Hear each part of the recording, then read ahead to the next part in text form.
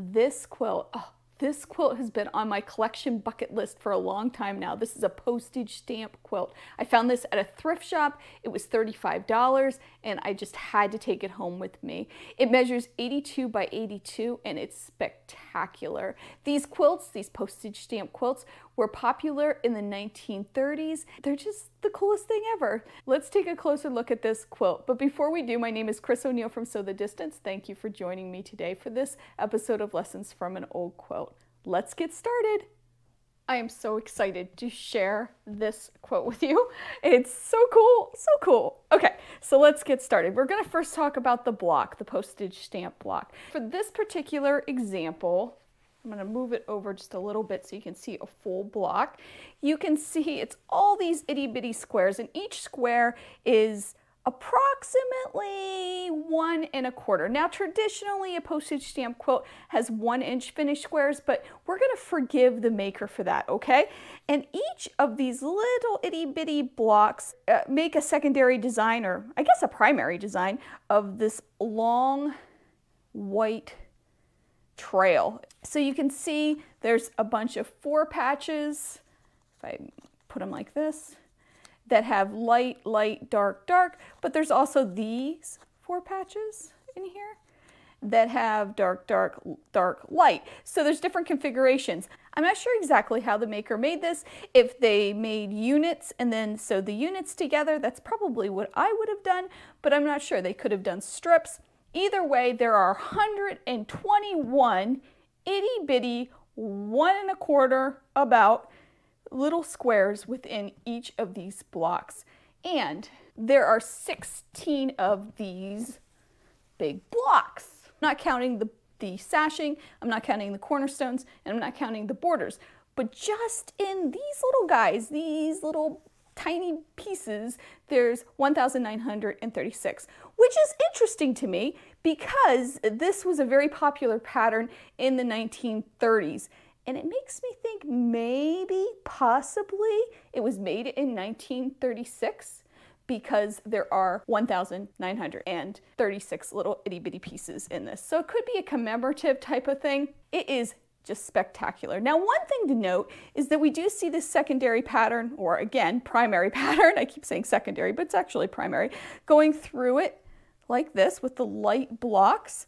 And you'd think that they'd all go in the same direction, but they don't. And I'm going to put up on the screen right now the way they are going because they really have no order to them. They're very random with which direction those lines are going. Again, interesting, and something I probably wouldn't have noticed at first glance on this quilt. It was when I was really starting to prepare for this video that I noticed it. Now these fabrics also date 1930s, at least when I did the research on them, so I believe it was actually made in the 1930s. The blocks, I mean, not necessarily the entire quilt, and I'll show you what I mean in a minute. Before we do talk about that, I want to talk about these sashing strips and cornerstones. We see this blue, and really this maker could have picked any color, even a purple or a green or whatever, put these sashing strips around it in that color, and it all of a sudden becomes that color of a quilt. So if you look at this quilt, you might say, wow, that's a blue quilt. Adding to that, whoever finished it, and again, I don't think the actual maker finished this quilt top. I think it was finished later. There's yarn that is used to tie these blocks, and it's variegated yarn. So we see this blue, light blue, dark blue, and then everything in between. It is all hand pieced. All these little pieces are hand pieced, and the borders and quarterstones are pieced on too. We also have this wonderful resting spot with these, let me move it here, cornerstones. It gives you a place for your eye to rest. And then that is mimicked or picked up again when we see the first border right here. Okay, and then the second border goes back to the blue. Interestingly, there aren't cornerstones in these borders, so this frame on the blue and white with the sashing strips and cornerstones kind of stops, which is also kind of interesting. It's neat. It's really neat. I'm not sure about the ties. My heart tells me to take all the ties out, quilt it, but I have a lot of quilts and I have a lot of repairs to make, so I'm not sure when I would ever get to this because, well, let me show you the back and I'll show you why I think it's still really cool. Let's flip it over. This backing, oh my goodness. Okay, so it is a solid piece of fabric. It feels like it's 100% cotton. There could be some polyester in here, but when you lay this out, and unfortunately the lighting, you know, when I have a piece of fabric that's dark like that, my white balance gets all mixed up. I'll put an instant picture of this. It looks like a starry night. It is so cool. And that's the one thing holding me back from taking these ties out and refinishing it, because it does absolutely look like a night full of stars with the ties on the back, especially with that variegated yarn, because you see light blues and dark blues and whites, and I love that. So the reason that I believe that this was finished later is because the batting and the binding. So if we look at the binding, first of all, there's some damage. We can see that, and that's going to help us in the long run. Also, it is a store-purchased bias binding. I believe it's very tightly woven. It's definitely on the bias. It just reminds me of that packaged binding that you can get. But if we look here where there is some damage and we just pull a little piece of this batting, this is a polyester batting, which was invented or came onto the market for quilting in the 1950s. So I believe this was finished after 1950. Let's finally just take a look at some of these really cool fabrics. We have this wonderful polka dot, which I always love. There's an orange and yellow that's just adorable. There's a lot of purples and pinks and bright colors. We also see a lot of plaids, so it could be shirting. And another thing worth noting is some blocks are very heavy with the florals, while other blocks are very heavy with the shirting. I love that too, because each block seems to kind of have a theme between going in a different direction and the actual fabrics used. So here on the screen you'll see there are two blocks in the same quilt, and they are different, with one being more floral, one being more plaid. Very cool.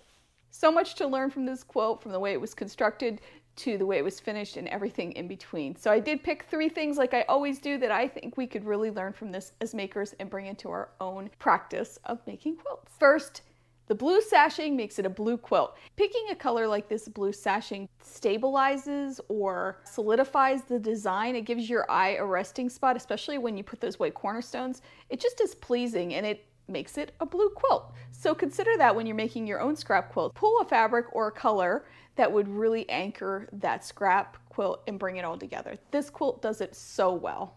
And speaking of the sashing, the next lesson we can learn is from the construction of how the sashing and cornerstones don't extend into the borders. This gives it a really unique look. So it's something to consider doing when you're putting your quilts together. Even just try it, you know, audition the fabrics, see if they look right without extending it into the border, because I don't know, this really does make this quilt unique. And finally, if you do have those antique quilts in your stash and they're just tops, get them finished. By my evaluation, and again, I could be wrong, I have no way of knowing, I believe the quilt top was constructed earlier and it was finished later. This is an important lesson for us, because if it hadn't been finished, it probably wouldn't have been used, and I do believe this was used. Also, if it hadn't have been finished, I am not sure that it would have even made it out onto the sales floor. Honestly, at thrift shops, I've never seen just a quilt top. I've seen them at yard sales and stuff, but never at thrift shops. And I know they do recycle or discard a lot of things that they don't feel is sellable. That could have happened with this. So it saved this quilt by being finished. It may not be to your taste. You may not like all the yarn. You may not like the store-bought bias binding, but it was finished and was probably used and loved too. As you can see, I also have an in-house sewing room quilt tester, and she approves of this quilt too. Thank you, as always, for joining me, and I look forward to sharing a bunch of other quilts. I recently went to an auction, picked up some more quilts. I think I have something like 15 or 20 to review, and of course we're now into yard sale season, so I'm hoping to find some more. The point is, I don't think I'm going to run out of quilts to share anytime soon. So stay tuned for the next episode of Lessons from an Old Quilt. Have a great day. Make sure you take some time to sew, and I'll see you soon. Bye.